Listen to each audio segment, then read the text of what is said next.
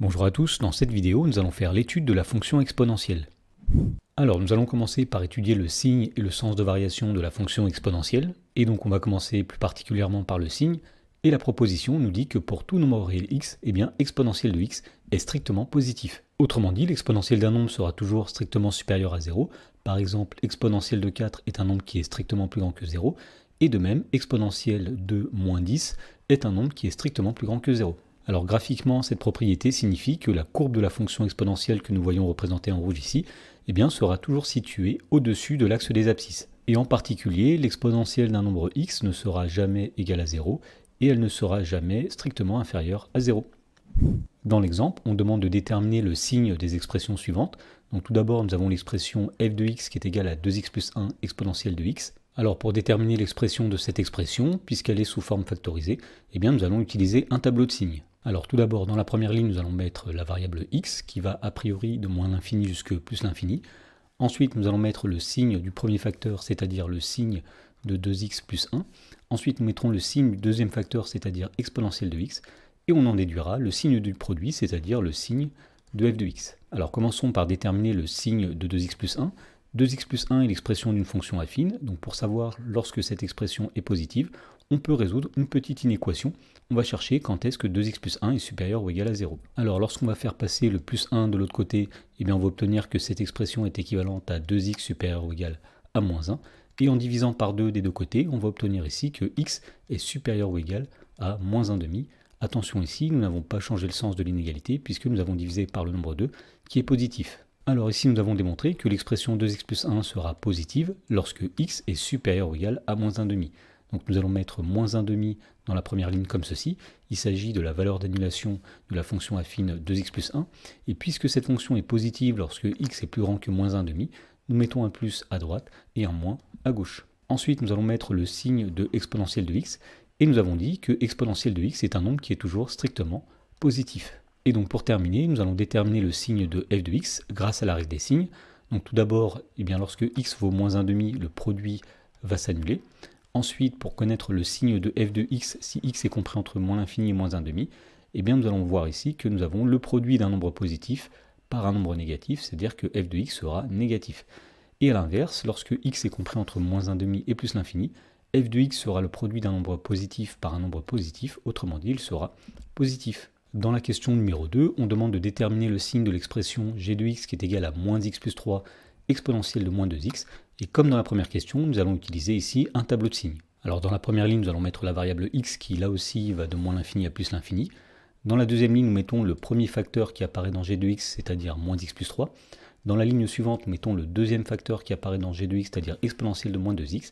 Et on en déduira le signe de g de x dans la dernière ligne. Alors tout d'abord, on va étudier le signe de l'expression moins x plus 3.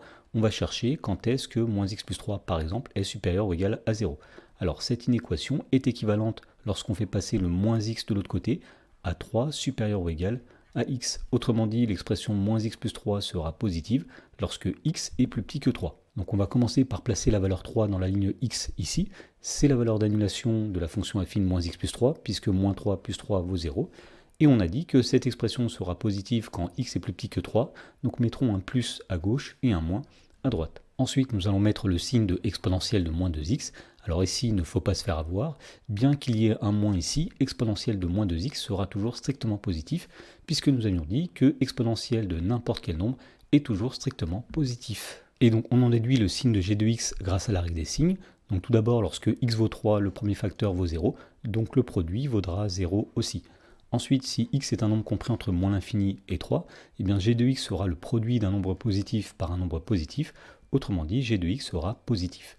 Ensuite, si x est compris entre 3 et plus l'infini, g de x est le produit d'un nombre négatif par un nombre positif, et donc on en déduit que dans ce cas-là, g de x sera négatif. Alors nous allons maintenant déterminer le sens de variation de la fonction exponentielle, et la proposition nous dit que la fonction exponentielle est strictement croissante sur grand R. Alors effectivement, lorsqu'on trace la représentation graphique de la fonction exponentielle, on constate qu'elle est strictement croissante sur grand R, et pour le démontrer, nous faisons un tableau de variation comme ceci. Alors tout d'abord, nous savons que la dérivée de la fonction exponentielle, c'est elle-même, Et on a dit que la fonction exponentielle est strictement positive sur R, donc la dérivée de la fonction exponentielle sera strictement positive sur R, ce qui veut dire que la fonction exponentielle sera strictement croissante sur R. Alors il y a deux valeurs remarquables à connaître. Tout d'abord, exponentielle de 0, eh bien nous savons que c'est 1 par définition de la fonction exponentielle, et nous le remarquons ici sur la courbe représentative de la fonction exponentielle. Et la deuxième valeur remarquable à connaître, c'est lorsque x est égal à 1, eh bien exponentielle de 1, c'est le nombre e qui vaut environ 2,72. Alors nous allons poursuivre l'étude de la fonction exponentielle et nous allons voir comment résoudre des équations et des inéquations faisant intervenir de l'exponentielle. Alors nous avons dit précédemment que la fonction exponentielle est strictement croissante sur grand R, et donc on en déduit que pour tout nombre réel a et b, eh bien tout d'abord exponentielle de a sera égale à exponentielle de b si et seulement si a est égal à b. Autrement dit, deux exponentielles seront égales si les exposants sont égaux. Alors de la même façon, exponentielle de a sera inférieure ou égale à exponentielle de b si et seulement si a est inférieur ou égal à b, ce qu'on peut traduire en disant qu'une exponentielle sera plus petite qu'une autre si son exposant est plus petit que l'autre exposant. Dans l'exemple, on nous demande de résoudre les équations et inéquations suivantes. Alors nous allons commencer par la première équation qui est exponentielle de 3x moins 1 qui est égale à exponentielle de x plus 2. Alors pour résoudre cette inéquation, nous allons appliquer la proposition précédente. Ici nous avons deux exponentielles qui sont égales et donc on sait que cela est équivalent à dire que les exposants ici sont égaux. Autrement dit, cette équation est équivalente à 3x moins 1 qui est égal à x plus 2. Et donc ici on est ramené à résoudre une équation du premier degré. Et donc pour la résoudre, il suffit simplement de séparer les x des constantes. Donc on va faire passer le x à gauche qui va devenir moins x, 3x moins x ça va donner 2x, et nous faisons passer le moins 1 de l'autre côté qui va devenir plus 1, et donc ici nous obtenons 2x est égal à 1 plus 2, c'est-à-dire 2x égale 3, et pour trouver x, il suffit simplement de diviser les deux membres par 2, et on obtient ici x qui est égal à 3 divisé par 2, 3 demi. Dans la question numéro 2, on demande de résoudre l'équation exponentielle de 2x plus 1 qui est égale à 1. Alors pour résoudre cette équation, l'idée va être de se ramener à une équation du type exponentielle de quelque chose est égale à exponentielle de quelque chose.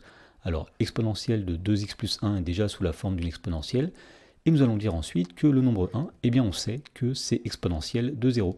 Et maintenant que nous avons deux exponentielles qui sont égales, eh bien nous savons que ceci est équivalent à dire que les exposants sont égaux.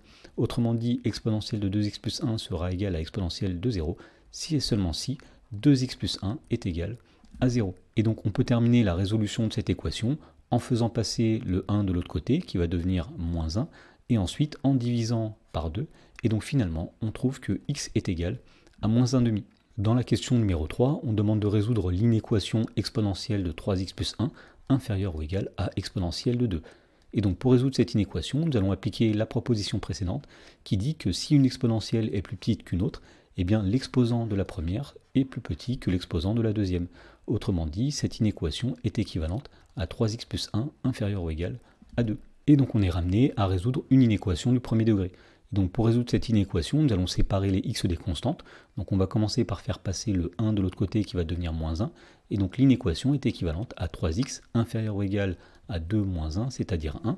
Et pour terminer la résolution, nous allons diviser des deux côtés par 3. Alors comme le nombre 3 est un nombre qui est strictement positif, nous n'allons pas changer le sens de l'inégalité. Et donc on trouve que cette inéquation est équivalente à x inférieur ou égal à 1 tiers. Et donc l'ensemble des solutions, c'est l'intervalle qui va de moins l'infini jusqu'à 1 tiers inclus. Dans la question numéro 4, on demande de résoudre l'inéquation exponentielle de 2x moins 5 moins 1 strictement positif. Alors pour résoudre cette inéquation, l'idée va être de se ramener à une inéquation du type exponentielle de quelque chose supérieure ou inférieure à exponentielle de quelque chose d'autre. Donc la première chose que nous allons faire, ça va être de séparer l'exponentielle et le moins 1, et nous allons faire passer le moins 1 de l'autre côté. Donc cette inéquation est équivalente à exponentielle de 2x moins 1 strictement supérieure à 1. Et on va dire que le nombre 1 c'est exponentielle de 0, donc cette inéquation est équivalente à exponentielle de 2x moins 5 strictement plus grand que exponentielle de 0. Et une fois qu'on est ici, on va utiliser la proposition précédente qui dit qu'une exponentielle sera plus grande qu'une autre si et seulement si l'exposant de la première est plus grand que l'exposant de la deuxième. Autrement dit, cette inéquation est équivalente à 2x moins 5 strictement plus grand que 0.